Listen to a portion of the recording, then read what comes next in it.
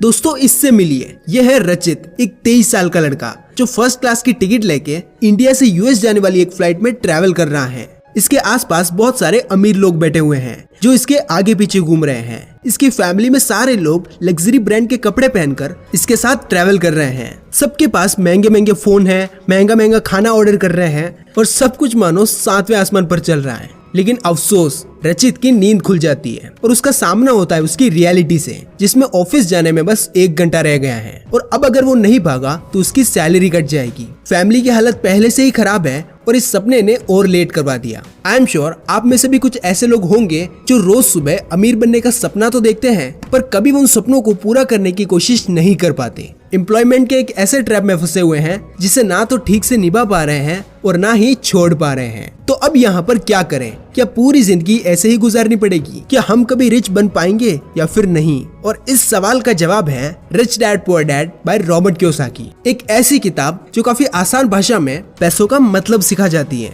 एक ऐसी किताब जिसे हमें स्कूल में सारे सब्जेक्ट से पहले पढ़ानी चाहिए थी। पर इसके बारे में ये भी कहा जाता है कि अगर आप जिंदगी में कोई और किताब नहीं पढ़ने वाले तो आपको इस किताब को एक बार जरूर पढ़ लेना चाहिए। इससे पहले आपने इसके कई सारे वीडियोस देखे होंगे, लेकिन इस वीडियो में मैं आपको कुछ ऐसे लेसन्स बताने वाला हूँ जो आपने इससे पहले नहीं सुने होंगे। तो चलिए शुरू करते हैं। Lesson number 1, rich don't work for money, money works for them. अब ये सुनने में काफी अजीब लगता है, लेकिन बचपन से हमारे स्कूल्स और हमारे पेरेंट्स ने हमें एक ही तो चीज सिखाई है कि बेटा अच्छे से पढ़ाई करो। अगर मार्क्स अच्छे नहीं आएंगे तो फिर कोई नौकरी नहीं देगा और अगर पैसा नहीं कमाओगे तो लाइफ बर्बाद हो जाएगी और हर जगह धक्के खाते रहोगे। इसीलिए हमारा बचपन तो यही सुनते सुनते गुजर गया कि बड़े होकर नौकरी करनी है और पैसों के लिए काम करना है। लेकिन रॉबर्ट ऐसा क्यों कह रहे हैं कि अमीर लोग पैसों के लिए काम नहीं करते? रॉबर्ट के रिच डैड ने उन्हें कहा था कि आप जॉब करके कभी भी अमीर नहीं बन सकते। चलो ये सब छोड़ो, मैं आप लोगों से पूछता हूँ, क्या आप किसी एक ऐसे इंसान को जानते हो जिसने सिर्फ जॉब करके और सेविंग करके करोड़ों की वेल्थ बनाई हो?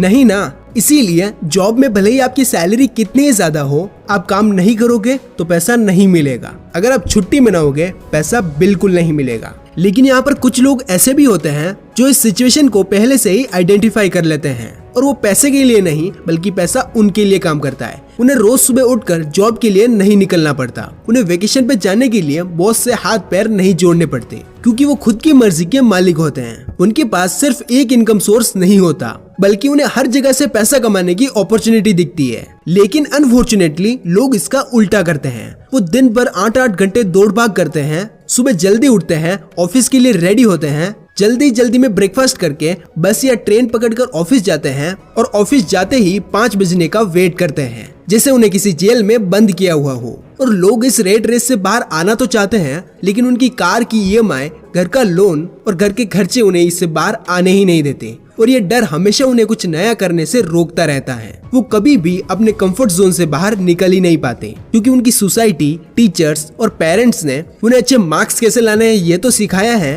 लेकिन कैसे अपने डर को खत्म करके रिच लोगों की तरह सोचना है ये कभी नहीं सिखाया। अब ये कैसे होता है कि एक गरीब और एक मिडिल क्लास आदमी कभी अपने पैसों को मैनेज नहीं कर पाते, वहीं पर एक अमीर आदमी अपने पैसों को अच्छे से मैनेज भी करता है और साथ ही अपनी संपत्ति को बढ़ाता भी है? वेल, इसका आंसर है कैश फ्लो। तो चलिए जानते हैं lesson number 2, level of finance based on cash flow. दोस्तों, आपकी जेब में कितना पैसा आता है और कहाँ कितना निकल जाता है, इसे हम कैश फ्लो कहते हैं। और इसके लिए आपको एसेट्स और लायबिलिटीज के बारे में अच्छे से पता होना चाहिए। एसेट कोई भी वो चीज होती है जो हमारी जेब में पैसा डालती है और हमें अमीर बनाती है। वहीं दूसरी तरफ लायबिलिटीज वो है जो हमारी जेब खाली करके हमें गरीबी की तरफ ले जाती है। एक इंसान जो अच्छे से अपने कैश फ्लो को मैनेज करता है वो काफी कम सैलरी से भी अमीर बन सकता है, लेकिन जो इसे नहीं समझता वो लाइफ टाइम मिडिल क्लास में ही रह जाता है। तो कैश फ्लो के आधार पर दुनिया में 4 तरह के लोग पाए जाते हैं। पहले कैश फ्लो नेगेटिव, दूसरे कैश फ्लो न्यूट्रल,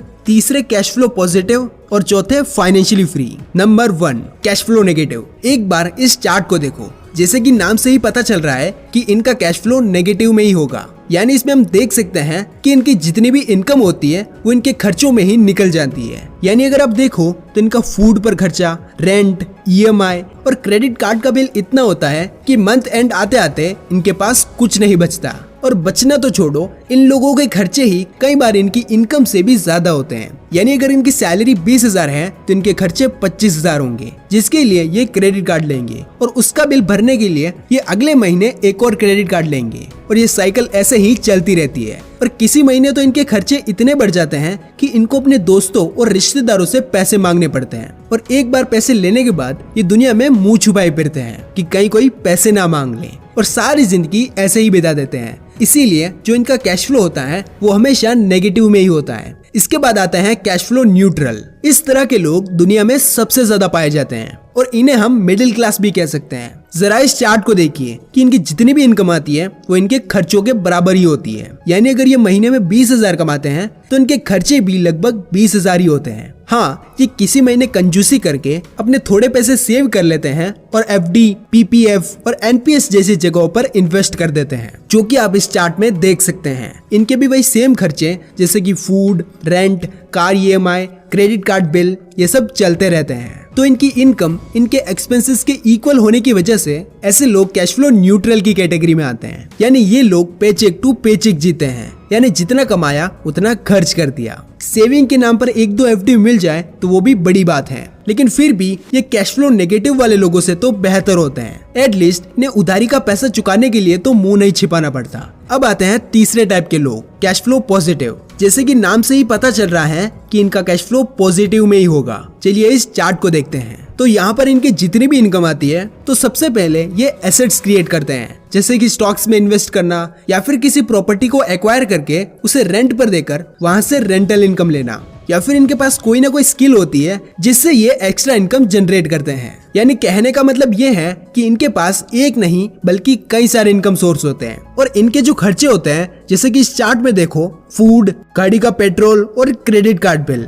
अब कैश फ्लो न्यूट्रल और कैश फ्लो पॉजिटिव वाले लोग एक जैसे दिख सकते हैं, बस फर्क ये है कि एक जहाँ ईएमआई भरता है वहीं दूसरा उसी से पैसे कमाता है। इसीलिए जो इनकी इनकम होती है वो इनके खर्चों से हमेशा ज्यादा होती है और ये पैसा हमेशा इन्वेस्ट करते रहते हैं, जिससे इनका कैश फ्लो हमेशा पॉजिटिव में रहता है और ग्रो करता रहता है। अब आते हैं फोर्थ टाइप के लोग, फाइनेंशियली फ्री। अब असलियत में दुनिया में काफी कम लोग पाए जाते हैं जो पैसों के लिए नहीं बल्कि पैसा उनके लिए काम करता है। इनके चार्ट को देखो, इनकी जो इनकम होती है उससे इनके कई तरह के एसेट्स होते हैं, जैसे स्टॉक्स, रेंटल इनकम और इनके कई सारे बिजनेसेस भी होते हैं। और इनका मेन खर्चा ईएमआई भरने में नहीं बल्कि ट्रैवल करने में होता है, जहाँ ये लोग आराम से पूरी दुनिया घूमते हैं और इनके बिना भी इनका काम चलता रहता है। इसीलिए जो इनकी इनकम होती है वो इनके एक्सपेंसेस से कहीं ज्यादा होती है। तो कैश फ्लो के अकॉर्डिंग 4 तरह के लोग पाए जाते हैं। अब आप मुझे कमेंट करके बताओ कि आप कौन सी कैटेगरी से आते हो। इसके बाद अगला लेसन है बी ब्रेव। रॉबर्ट कियोसाकी कहते हैं कि क्यों अक्सर लोग अपनी लाइफ में अमीर नहीं बन पाते या फिर वो जो चाहते हैं वो अचीव नहीं कर पाते। वेल, इसका आंसर है कि उन्हें लगता है कि एवरीथिंग इज रिस्की। लोगों को लगता है कि मुझे बस एक सिक्योर जॉब मिल जाए और मेरा घर बस आराम से चल जाए और मैं ईएमआई पर फोन और कार ले लूं, वो मेरे लिए बहुत है, मुझे कोई ज्यादा रिस्क विस्क नहीं लेना। लेकिन रॉबर्ट कहते हैं कि इस तरह की लाइफ जीना ही सबसे बड़ा रिस्क है, जहां आपके पास कोई एसेट नहीं है, बस एक जॉब है और वो भी काफी हाथ पैर मारने के बाद मिली है और वो भी चली गई तो क्या। पर इसीलिए एक कुएं के मेंढक की तरह सोच रखने से उन्हें हर जगह रिस्क ही दिखता है। अरे भाई, रिस्क तो घर से बाहर निकलने में भी है, गाड़ी चलाने में भी है। तो क्या हम घर से बाहर निकलना या गाड़ी चलाना बंद थोड़ी कर देंगे। रिच डैड कहते थे कि अगर तुम सिक्योरिटी के पीछे भागोगे, जो कि आज के टाइम में कहीं पर भी नहीं है, लेकिन फिर भी सिक्योरिटी के बारे में सोचोगे तो लाइफ टाइम गधों की तरह काम ही करते रह जाओगे और फिर भी उतना रिवॉर्ड आपको नहीं मिलने वाला है। और इससे तुम तो नहीं, लेकिन हाँ, तुम्हारा बॉस जरूर अमीर हो जाएगा। स्टार्टिंग में तो सब रिस्की लगता है, इन्वेस्ट करना, अपना खुद का बिजनेस स्टार्ट करना, लेकिन सही टाइम पर और सही जगह लिया गया रिस्क नहीं होता। तो दोस्तों, एट द एंड ये बुक हमें ये सिखाती है कि हमें अपनी फॉर्मल एजुकेशन के साथ ही अपनी फाइनेंशियल एजुकेशन पर भी ध्यान देना चाहिए, क्योंकि सारी एजुकेशन का एंड गोल तो यही है कि आपको अपनी लाइफ में पैसों को लेकर कोई भी दिक्कत ना हो और आप एक अच्छी लाइफ जी पाए। तो क्यों ना हम अभी से इसके बारे में सीखना शुरू कर दें, ताकि हम अपने कैश फ्लो को अच्छे से मैनेज कर पाए। क्योंकि दुनिया में 80 से 90% लोगों को कैश फ्लो का मतलब तक नहीं पता होता, उन्हें मैनेज करना तो बहुत दूर की बात है। इसीलिए सिर्फ एक जॉब पर डिपेंड होने के बजाय अपनी स्किल्स को बढ़ाओ, क्योंकि आज जिस 30,000 की जॉब के लिए आप तरस रहे हो, शायद आगे जाकर आप वही 20,000 की सैलरी दूसरों को दे रहे होंगे। So it's all about mindset and financial literacy.